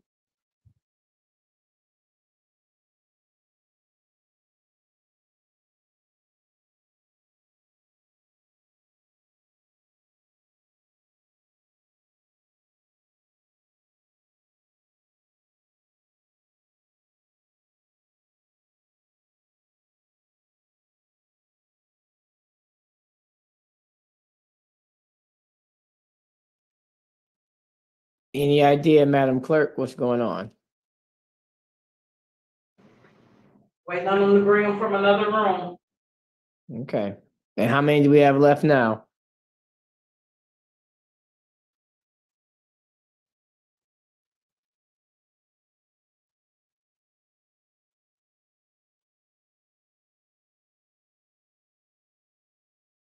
I think we have 7. I don't know if I'm I think correct. we have 8. I think we have 8. Okay. 8. I think 8.